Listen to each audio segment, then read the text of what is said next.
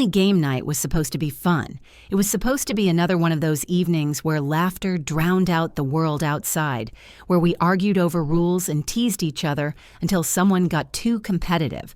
But that night didn't end with laughter. It ended with a letter, one that made me question everything I thought I knew about the people I loved most.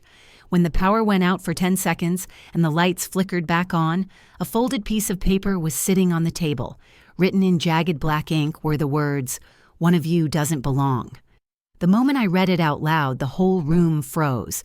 My mom gasped, my brother laughed nervously, my grandpa cursed under his breath, and my cousin just stared at the table like she'd seen a ghost. That was the second I knew this wasn't just a prank. Something was wrong. But before I tell you what happened, you need to understand who was there with me that night. Because if that letter was right, one of them wasn't supposed to be. I'll start with my mom, Karen Whitlow. She's 54, the kind of woman who hovers in the kitchen like a guard dog over snacks, always worried about whether we've eaten enough or whether the soda has too much sugar.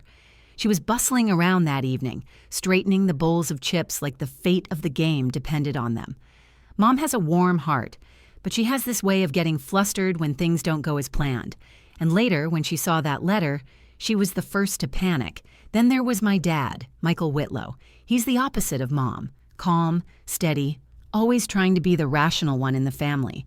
He's 56, and he's the kind of dad who insists on reading every rule in the game booklet while the rest of us groan. That night was no different. He sat at the table with his glasses perched low on his nose, lecturing us about how house rules ruin the integrity of the game. We laughed at him, of course, but I remember thinking, even then, that Dad had a way of grounding us, of keeping things from spinning out of control, at least until they did. My younger brother, Ryan, was sprawled on a chair across from me, a smirk plastered across his 19-year-old face. He's the jokester of the family, the kind of guy who would happily trade winning the game for making someone else lose. "Come on, Emma," he teased as I set up the game board. "You always cheat at Monopoly." He said it like it was fact, and I rolled my eyes. But secretly, I was glad he was there. Ryan may drive me insane, but in moments of tension, his humor usually saves the night. Usually. Next to Ryan sat my grandpa, Arthur Whitlow. At 76, he's still sharper than most people I know, though you'd never guess it from the way he complains about his aching knees and the government ruining everything. Grandpa has this grumpy charm about him. He plays games like every dice roll is life or death, swearing under his breath when he loses. But deep down, we all know he loves it. He'd never admit it, but game nights keep him feeling alive. And later, when the letter showed up, his reaction was the loudest.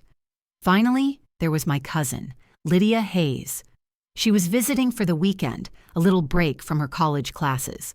Lydia is 24, and while she's family, she's always been quieter, a little harder to read. She smiled politely as we played, but she didn't banter the way the rest of us did. She just sat back, watching, laughing softly at Ryan's dumb jokes, and sipping her soda like she wanted to disappear into the background. Looking back, I should have paid more attention to how uncomfortable she seemed, because when the lights came back on, everyone's eyes landed on her. That night started like every other. Pizza boxes stacked on the counter, dice clattering across the table, voices overlapping in a symphony of family chaos. I remember leaning back in my chair, smiling to myself, thinking, this is what it feels like to be home. And then, without warning, everything went dark. The house groaned with silence. No hum of the fridge, no clink of ice in glasses, no sound at all. Just our voices cutting through the blackness. "Ryan, did you trip a breaker again?" My mom's voice trembled, though she tried to sound calm. "Wasn't me," Ryan said, chuckling nervously. "Relax, it's just the power." I felt my heart thudding against my ribs. 10 seconds. That's all it was. 10 seconds in the dark. And yet when the lights snapped back on, nothing was the same. There, on the table, sitting right on top of the game board, was a folded piece of paper that hadn't been there before. I picked it up, my fingers shaking. My family leaned in as I opened it, and when I read the words out loud, my voice cracked. "One of you doesn't belong." For a long, terrifying moment, nobody moved. When I think back to that night, what stands out most isn't the fear that came later. It's how normal everything felt in the beginning. If anything, it was comforting. A Friday evening in our old farmhouse, the living room lights casting a golden glow over the dining table, the smell of pepperoni pizza drifting in from the kitchen.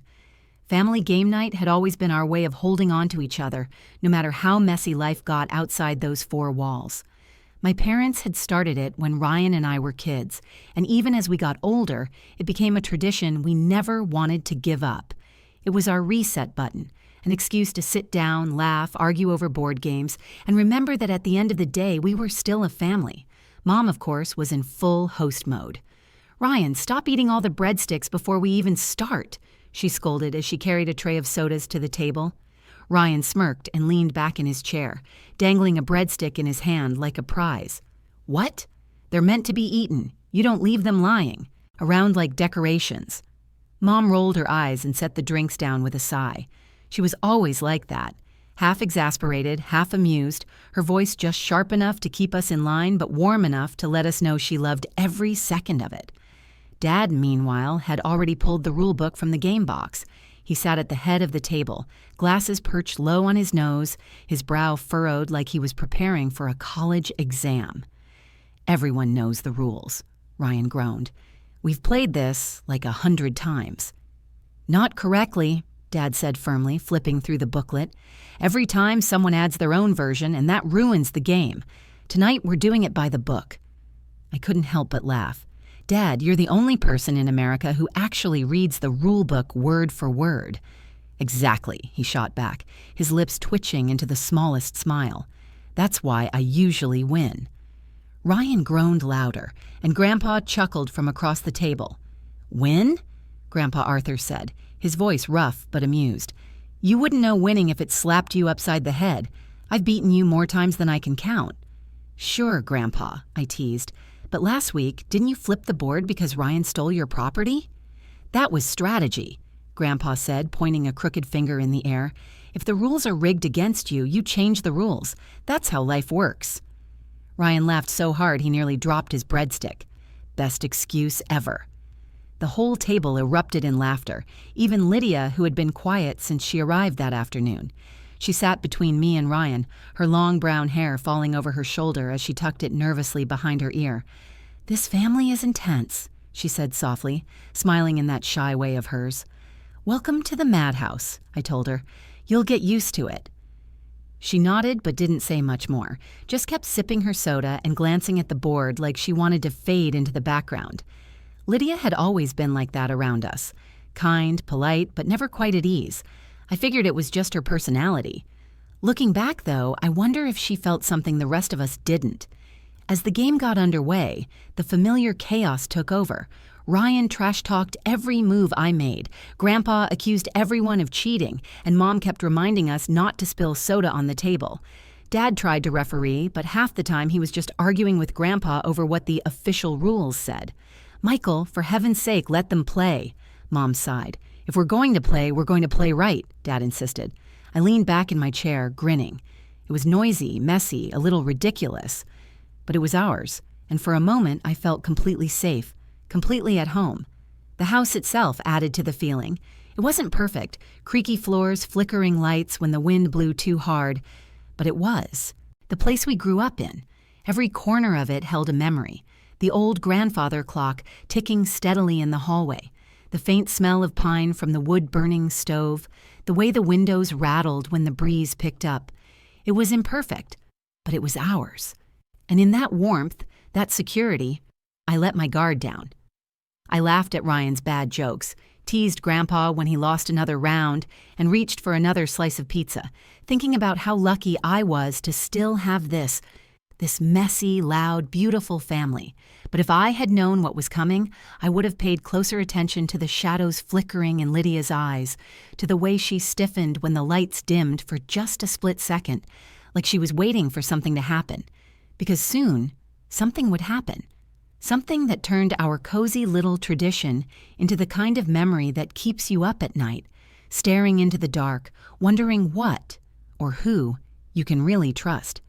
At that moment, though, all I knew was the sound of laughter, the roll of dice, and the feeling of home. And that made the shock that followed even more terrifying. The blackout lasted no more than 10 seconds, but in those seconds, the house changed.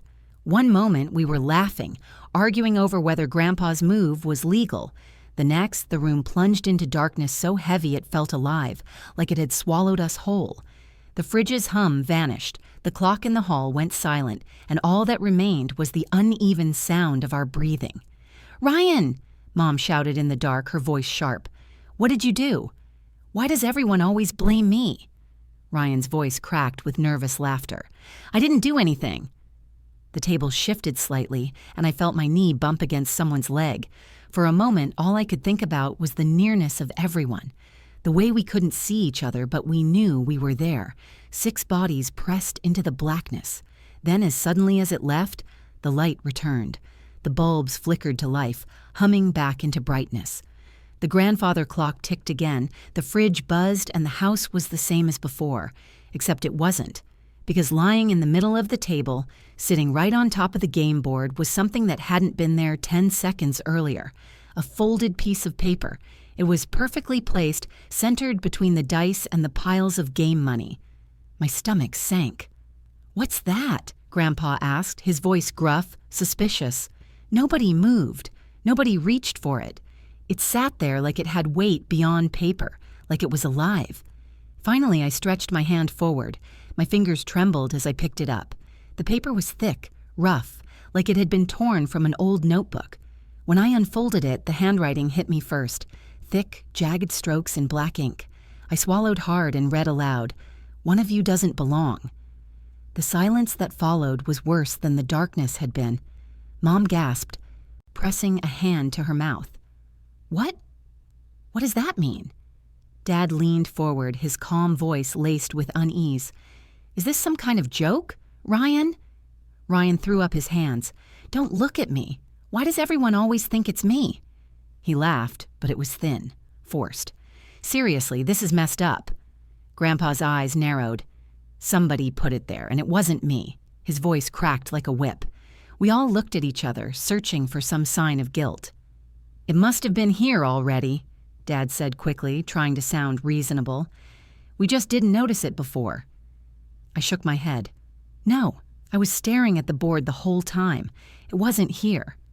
"That's impossible," Mom whispered, clutching her sweater like it would shield her. "Things don't just appear out of nowhere." Lydia, who had been silent until now, shifted uncomfortably in her chair. Her eyes flicked toward the note, then back down to her lap. "Lydia?" I asked softly. She looked up, startled. "What?" "You've barely said a word. Do you know something?" Her face paled. "No, why would you even ask that?" "Because you look like you've seen this before," Grandpa muttered, pointing his finger at her. "That's ridiculous," she said, her voice trembling. I've never seen it." Ryan leaned back, smirking nervously. "Okay, come on. Maybe one of us thought it would be funny. A little spooky prank for game night? Dad, Grandpa?" But no one laughed. I felt my skin prickle. It wasn't just a prank. I knew it in my gut. The way the note appeared, silent, sudden, impossible. It didn't make sense. "Everyone stay calm," Dad said firmly, though his voice betrayed cracks of fear. "We're overreacting. Maybe the power surge knocked something loose. Maybe the paper fell out of the box." "The box was closed," I said flatly. I set it down myself. Grandpa slammed his hand on the table, making Mom jump. "Then someone in this room is lying." The words hung in the air like smoke. My chest tightened. This was supposed to be safe. This was supposed to be family. But as I looked around the table, all I saw were shadows under the light, eyes darting, lips pressed tight, each of us suddenly strangers. I wanted to believe Dad, that there was some simple explanation. But deep down, I felt it too. The note wasn't an accident. Someone wanted us to read it. Someone wanted us to turn on each other. And the worst part? It was working. The note lay on the table between us, its black letters burning into my mind. "One of you doesn't belong." No one reached for it again. No one even touched their game pieces. We sat frozen, 6 bodies held hostage by 7 words on a scrap of paper. I felt my throat tighten. If we kept staring at it, the fear was only going to grow. I had to take control before the silence crushed us. "Okay," I said, forcing my voice to stay steady. "We're not just going to sit here and panic. We're going to figure this out." Mom shook her head quickly, her eyes wide. "Emma, don't. Just leave it alone. Whoever did this, it's some sick joke. Let's lock the doors and call it a night." "No," Grandpa snapped. "She's right. Someone in this room is lying, and I want to know who." Ryan let out a nervous laugh. "Seriously? What is this, Clue? Should I grab a candlestick and search the library?" "Ryan," Dad said firmly, his voice cutting through the room. "Enough." He turned to me. "What do you suggest?" I swallowed hard. My family was looking at me, waiting for an answer I didn't feel ready to give. But I couldn't let the fear eat us alive. "We go around the table," I said. "Everyone says what they did when the lights went out." "That's ridiculous," Mom protested. "It was dark. No one could see anything." "Exactly," I said. "That's why we need to talk about it. Somebody had to put that note there, and the only time they could have done it was during the blackout." The words hung in the air like a verdict. Ryan shrugged, slouching in his chair. "Fine, I'll go first. When the lights went out, I just sat here. I didn't move, I swear." "You bumped into me," I said, narrowing my eyes. He blinked. "What? No, I didn't." "Yes, you did. My knee hit yours." Ryan flushed. "Okay, maybe I shifted a little, but that doesn't mean anything." Grandpa grunted. "It means you're lying already." "I'm not lying," Ryan snapped, his usual smirk gone. "Next," I said quickly, not wanting the argument to spiral. "Dad?" Dad adjusted his glasses, his voice measured but tense. "I stayed put. I didn't move an inch." "Are you sure?" Grandpa pressed. Dad's jaw tightened. "Yes, I'm sure." Mom was wringing her hands, her face pale. I reached for the table. I was scared the glass would spill, but I didn't touch anything else. "Emma, you believe me, don't you?" Her eyes searched mine desperately, and I nodded, though doubt gnawed at me. Then I turned to Grandpa. "What about you?" He glared back.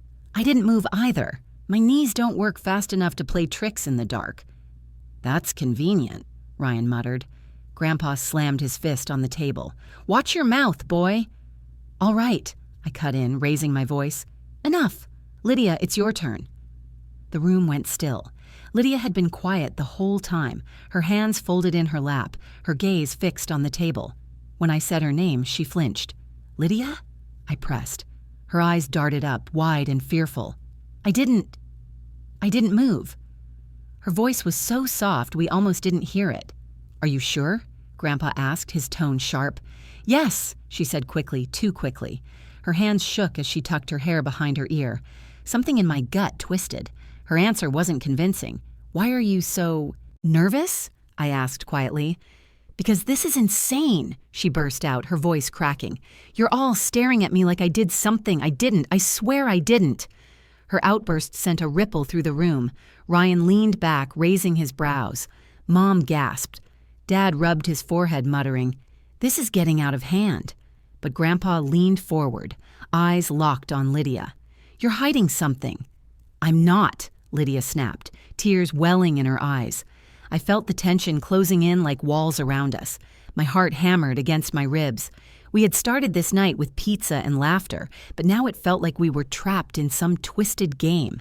And as I looked around the table, at Mom trembling, Dad trying to reason, Ryan cracking under pressure, Grandpa accusing, Lydia breaking down, I realized something terrifying.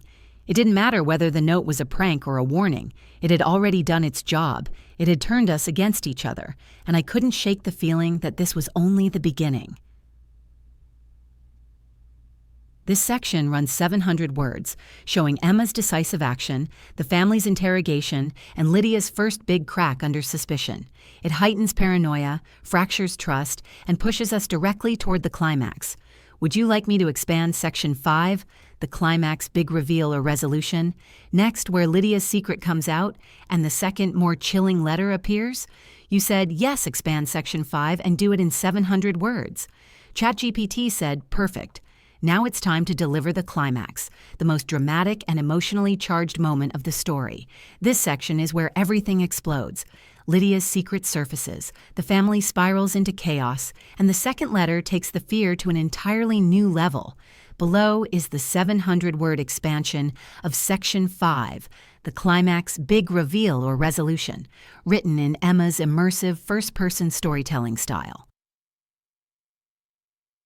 Expanded. Section 5, the climax 700 words.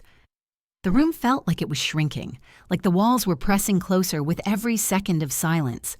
Lydia's face was pale, her eyes wide and glassy, her hands trembling so badly she couldn't keep them folded in her lap. "Lydia," I said carefully, trying to keep my voice calm even though my pulse was thundering in my ears. "You need to tell us the truth. What's going on?" She shook her head quickly. "There's nothing. I don't know anything." Grandpa leaned forward, his voice like a growl.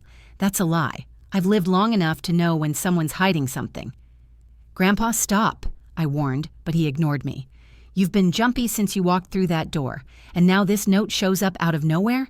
You expect us to believe you know nothing?" Lydia's lips parted like she was about to argue, but then she froze.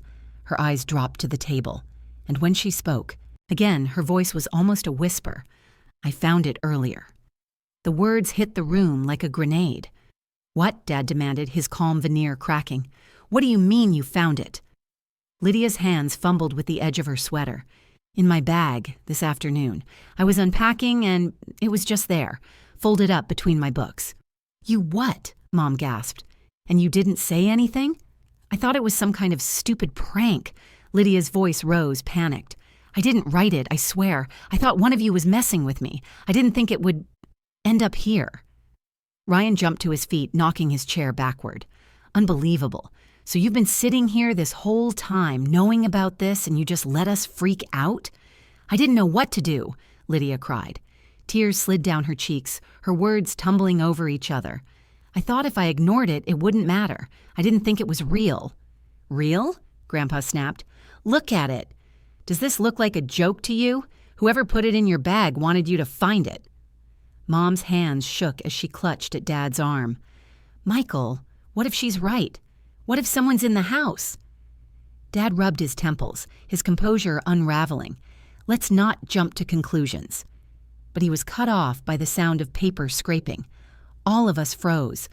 The game board shifted slightly, as though something had been pushed from underneath, and then sliding out from beneath the box came another folded note. For a moment, no one breathed. The only sound was the low creak of the house, the kind that suddenly feels sinister when you're afraid. My hands shook as I reached for it. "Oh my God, don't touch it," Mom cried, but it was too late. My fingers had already closed around the paper. The room leaned in as I unfolded it, every heartbeat loud enough to fill the silence. The words, written in the same jagged ink as before, made my stomach drop. "She knows the truth." My breath caught in my throat. "It's about Lydia." Lydia let out a strangled sob. "I don't know anything. I swear I don't." Ryan slammed his hands on the table. "Then who the hell is writing these? How are they even getting here?" "That's impossible," Dad muttered, pacing now, his calm facade gone. "We've all been sitting here. No one touched the board." "Unless someone's lying," Grandpa said again, his eyes burning into Lydia. "Stop it," I snapped, my voice breaking. "This doesn't make sense. Notes don't just appear out of nowhere. There has to be an explanation." But even as I said it, my mind raced with possibilities, none of them comforting. Mom pulled Lydia into her arms, rocking her like she was still a child. "It's not her fault. It's not her fault." Lydia sobbed harder, shaking her head into Mom's shoulder. "I don't know what truth it's talking about. I don't." The table was chaos. Voices raised, fear spilling over, suspicion twisting every glance.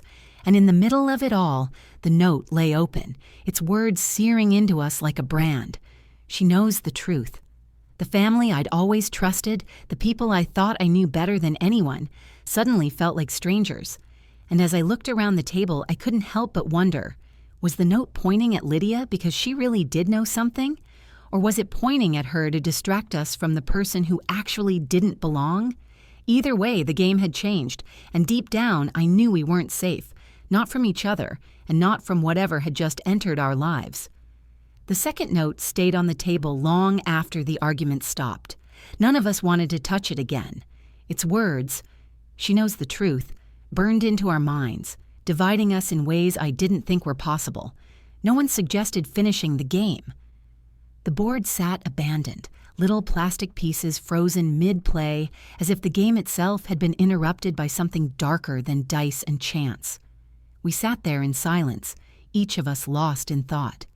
The laughter that had filled the house earlier was gone, replaced by suspicion, fear, and something worse, doubt. Dad was the first to break the quiet. He cleared his throat, his voice low but strained. We should put the notes away, lock the doors. Maybe it was a prank. Maybe someone slipped them in earlier, but either way, we can't let this tear us apart. But it already had. Mom clutched Lydia's hand like she was afraid to let go. Ryan leaned against the wall, arms crossed, his usual smirk long gone. Grandpa glared at Lydia from across the table, muttering under his breath. And me? I sat there staring at the crumpled paper, my mind racing. If the first note was meant to shock us, the second was meant to destroy us. And it was working. I didn't do anything, Lydia whispered again, her voice hoarse from crying. I didn't write those. I don't know who did. No one answered her, not because we believed she was guilty, but because none of us could say with certainty that she wasn't. That was the worst part. It wasn't just about Lydia anymore. The note had planted something deeper. A seed of doubt that spread through the entire family. If the message was true, if one of us really didn't belong, then which one was it? That night ended without answers. Eventually, Dad gathered the notes, folded them tight, and locked them in his desk drawer. We checked the doors twice, then again. Nobody slept much. I lay in my room listening to the old farmhouse creak, every sound magnified, every shadow stretching longer than it should. My thoughts twisted back to the blackout. 10 seconds. That's all it had been. 10 seconds in the dark, and somehow our family had splintered into pieces. I wanted to tell myself it was a prank, that there was a logical explanation, but the way Lydia's hands shook, the way Grandpa's voice dripped with suspicion, the way Ryan tried too hard to laugh it off, none of it felt like a prank. It felt like a warning. In the days that followed, things didn't go back to normal. Mom hovered more, her eyes flicking toward Lydia like she was protecting her from something unseen. Dad worked longer hours, avoiding questions he didn't want to answer. Ryan joked less and kept his door locked at night. Grandpa stayed bitter, muttering that we were fools for pretending nothing happened. And Lydia, she left earlier than planned. She hugged me goodbye with tears in her eyes, whispering, "I'm sorry." When I asked what she meant, she just shook her head and walked away. I tried to forget, to tell myself it was just a bizarre coincidence, but the truth clung to me like smoke. The house didn't feel the same. Even when we had another game night weeks later, the tension lingered, unspoken but heavy in the air. Every time the lights flickered, my stomach dropped. Every time I saw a piece of paper left on the table, I froze. Because the notes had changed everything. Family game night used to be our safe place, our tradition. But after that night, it became a reminder that trust is fragile, that even the people you think you know best can suddenly feel like strangers. Sometimes I catch myself staring at the desk drawer where Dad locked the notes away. I imagine opening it, pulling them out, studying the jagged handwriting for clues. But I never do, because deep down, I'm afraid of what I might find. And the scariest part? I can't shake the feeling that the notes weren't just meant for Lydia. They were meant for all of us. A message, a game, a cruel truth we haven't uncovered yet. One of you doesn't belong. It echoes in my head every time we sit at that table. Because what if it wasn't just a threat? What if it was the truth? And what if someday we finally discover which one of us it was? And that's where my story ends. At least for now. To this day, I don't know who put those notes on the table, or what they really meant. All I know is that a single night, a single blackout, changed the way I look at my own family forever. Sometimes the scariest part isn't what's hiding in the dark. It's realizing you may never truly know the people sitting across from you. If you've made it this far into the story, thank you for staying with me through every twist and turn. Now I want to hear from you. What do you think the notes meant? Who do you think didn't belong? Do you think Lydia was hiding something? Or was she just as much a victim as the rest of us? Drop your theories down in the comments. I'll be reading them, and I can't wait to see what you think. And if you enjoyed this story, make sure you like the video, share it with a friend who loves creepy mysteries, and subscribe to the channel so you don't miss the next one.